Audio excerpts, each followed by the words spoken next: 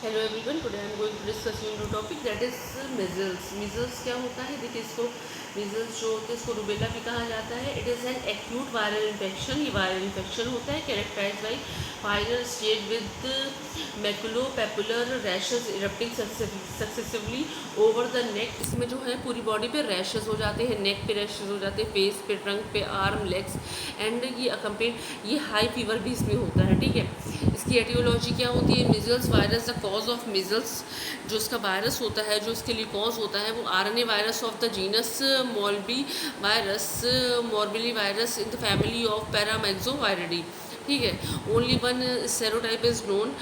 Measles is endemic throughout the world. ये पूरे world में एंडेमिक होता है। In the past epidemics tended to occur irregularly, appearing in the spring in large cities at 2 to 4 year interval as new group of susceptible children were exposed. It is rarely subclinical prior to use of measles vaccine. The peak incidence who among children 5 to 10 years of the age. Individual has born 1957 are considered to have, देखिए जो भी लोग 1957 के पहले पैदा हुए हैं उनको कंसीडर किया जाएगा कि उनको ये चीज़ हो चुकी है नेचुरली, और उसके लिए ये इनके अंदर इम्यूनिटी भी डेवलप हो चुकी है। ठीक है, ट्रांसमिशन क्या होता है? Measles is highly contagious. ये बहुत ही कंटेजियस होता है। Approximately 90% of susceptible house hold contact acquire the disease. 90% ये घर में ही आपस में फैलती है।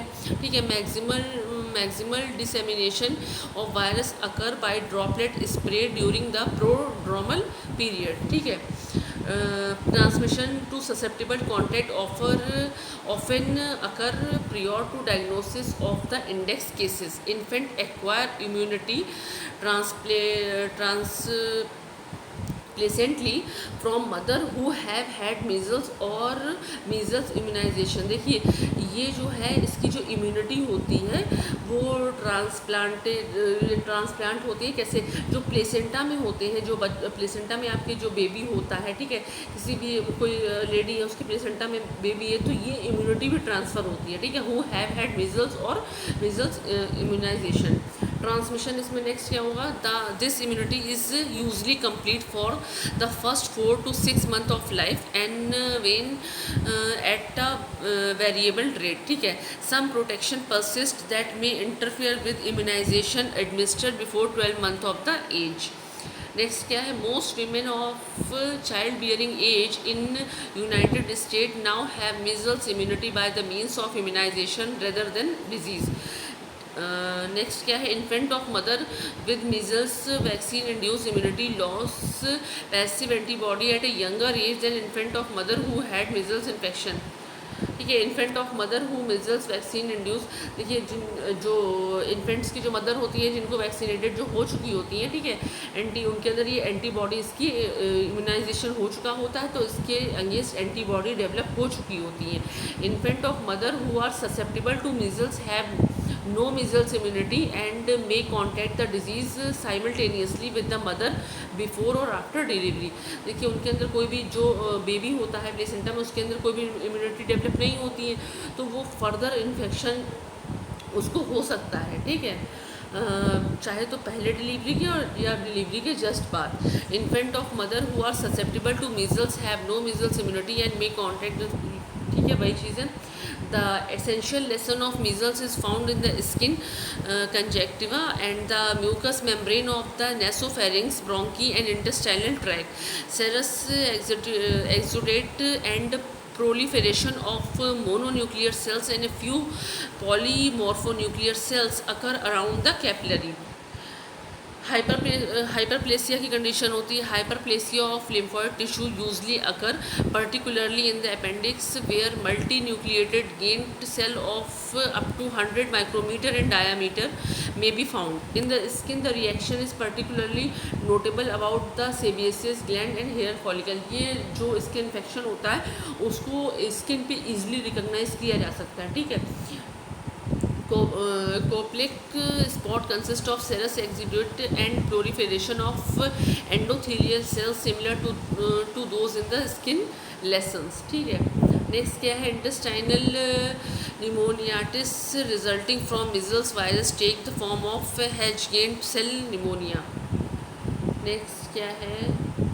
इसकी पैथोजेनेसिस क्लिनिकल मैनिफेस्टेशंस क्या होते हैं, इसके जो manifestations mainly sign and symptoms क्या होते हैं in incubation stage and prodromal stage with an Koplik spot and mild symptoms. इसमें जो होता है वो कोप्लिक स्पॉट्स हो जाते हैं और बहुत ही माइल्ड सिम्टम्स शो होते हैं प्रोड्रोमल स्टेज में। In final stage incubation stage होती है, ठीक है, जो फर्स्ट स्टेज होती है that is called incubation stage, जब इसके सिम्टम्स जो है वो शो होना स्टार्ट हो जाते हैं। नेक्स्ट है कोप्लिक स्टेज और प्रोड्रोमल स्टेज होती हैं, ठीक है। Third one is final stage with a maculopapular rashes accompanied by, इसमें जो रैशेस हो जाते हैं बॉडी में वो हाई फीवर के साथ होते हैं। इंक्यूबेशन पीरियड होता है last approximately 10 to 12 days to the first prodromal symptom and another 2 to 4 days to the appearance of the rashes. Rarely it may be as short as 6 to 10 days.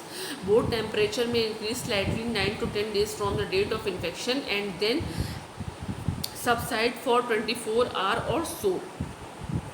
Usually 3 to 5 days in a characterized by the low grade to moderate fever, dry cough and conjunctivitis. These symptoms nearly always precede the appearance of coplic spot, the pathogenomic sign of measles, by 2 to 3 days. Diagnosis कैसे होती है? Diagnosis is usually apparent from the characteristics clinical pictures, laboratory confirmation is rarely needed.